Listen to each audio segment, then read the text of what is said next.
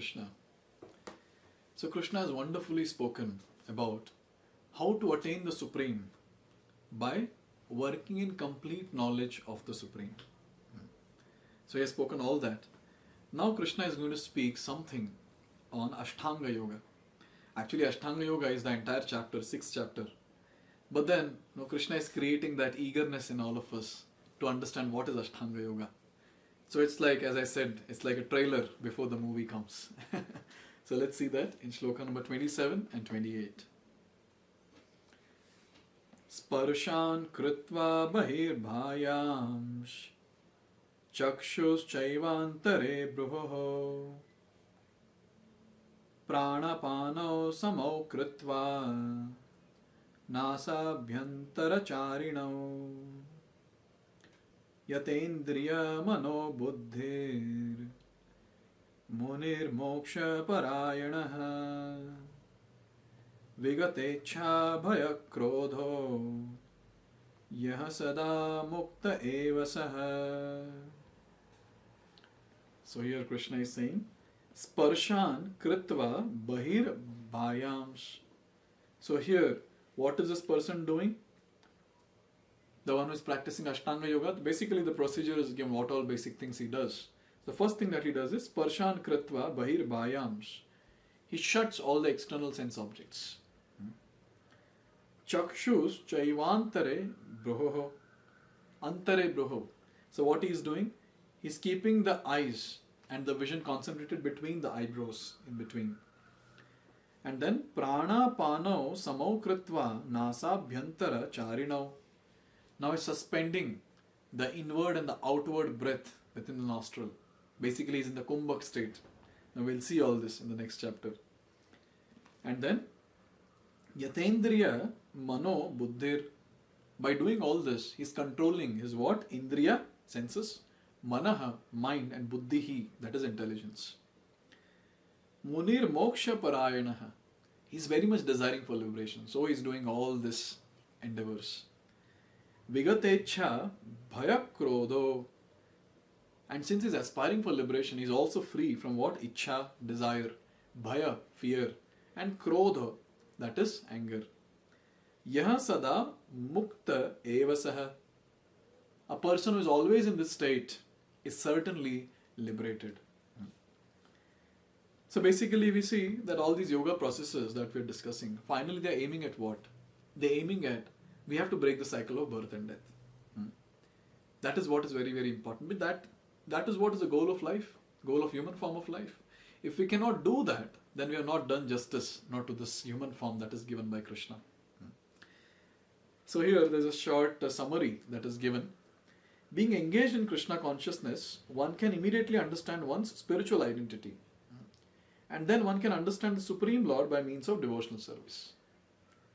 When one is well situated in devotional service, one comes to the transcendental position qualified to feel the presence of the Lord in the sphere of one's activity. This particular position is called liberation in the Supreme. So first, when we start practicing bhakti, we understand who are we. Next, we understand the Supreme. And third, the highest stage is what? We start feeling the presence of the Lord in our life in various ways. And finally, the person gets Sakshat Darshan of Lord Sri Krishna. So in this way, if we just keep practicing bhakti, the chanting of Hare Krishna Mahamantra and various other angas of bhakti, with practice what will happen? Slowly and steadily, one by one, the realizations will come and finally we'll attain the ultimate destination, that is Lord Sri Krishna himself. So now here, there's a summary that is given about this Ashtanga Yoga. Ashtha Anga. Ashtha means 8 and Anga means different limbs. So there are 8-fold procedure that is given here. 8 different limbs are there in this yoga process. What are those? First, Yama, Niyama, Asana, Pranayam, Pratyahar, Dharana, Dhyana, Samadhi. So when it comes to Yama and Niyama, it basically talks about don'ts and do's. Asana, I'm sure asana everyone knows. Nowadays in the age of Kali Yuga, the yoga asanas are very, very famous. So that asanas, different asanas that people do.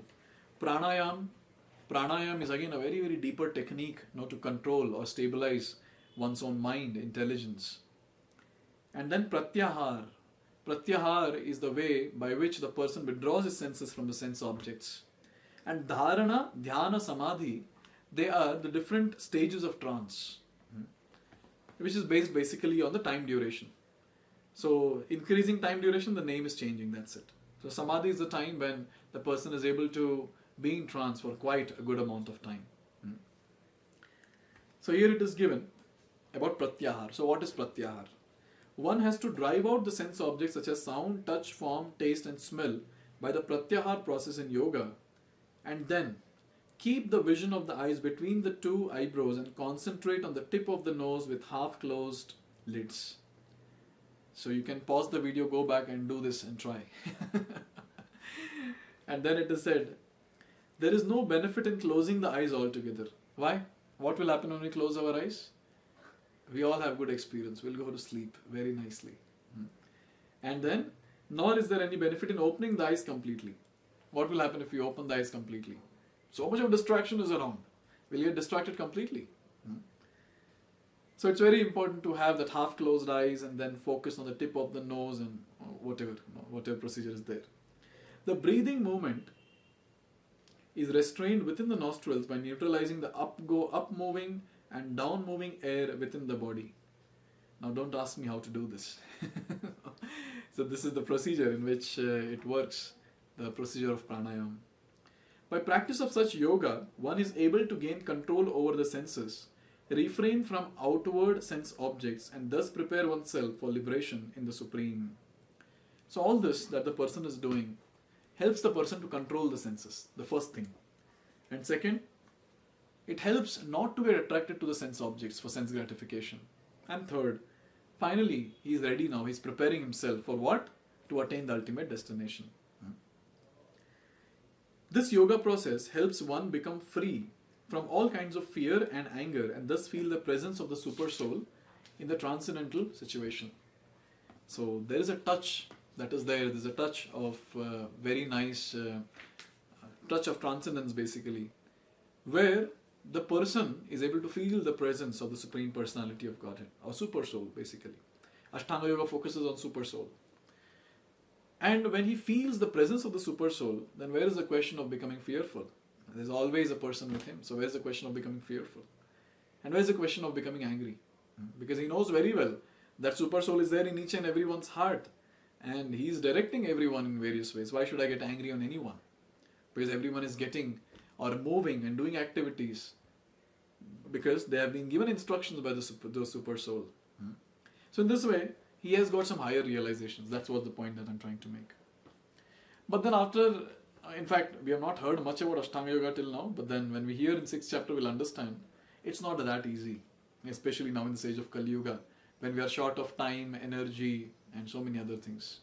So it is said that Krishna consciousness is the easiest process of executing yoga principles. A Krishna conscious person, however, being always engaged in devotional service, does not risk losing his senses to some other engagement. This is a better way of controlling the senses than by Ashtanga Yoga. See, finally, why people do Ashtanga Yoga? So that we control the senses. In Krishna consciousness, what happens is the person is engaging all his senses in service of Krishna. And who is controlling the senses? The controller of senses, Rishikesha, is controlling our senses. So here, Krishna does most of the job for us. So this process is very, very easy.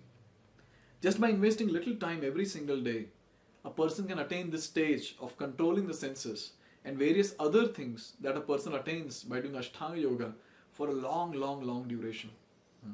So in this way, Bhakti Yoga or Krishna consciousness is very, very easy. Very easy and at the same time, Susukham Kartum Avyayam, very blissful. Like chanting of the Hare Krishna Mahamantra. When we chant Hare Krishna, Krishna Krishna, Hare Hare, Hare Ram, Ram Ram, Hare Hare. Obviously it's very blissful because we're chanting the holy names of the Lord.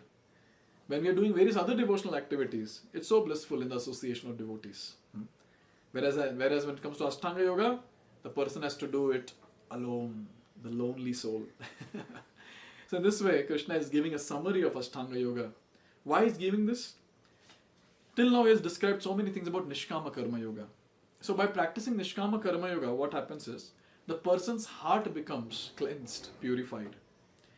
And only when his heart gets purified, he can get into Jnana Yoga, he can also get into Ashtanga Yoga. And here in this particular thing, in particular case, Krishna is actually trying to prove that how Ashtanga Yoga is greater than Jnana Yoga. This is what his explanation is for Arjuna. So anyways, we'll see this in a deeper way in chapter 6. So before we end chapter 5, there is one more shloka that is remaining, a very, very important shloka. And this is called as the greatest peace formula. All the ones who are searching for peace and satisfaction, here it is. Krishna is giving the answer in shloka number 29, the last shloka of chapter 5. So let's see that in the next video. Hare Krishna. Hare Krishna, Hare Krishna.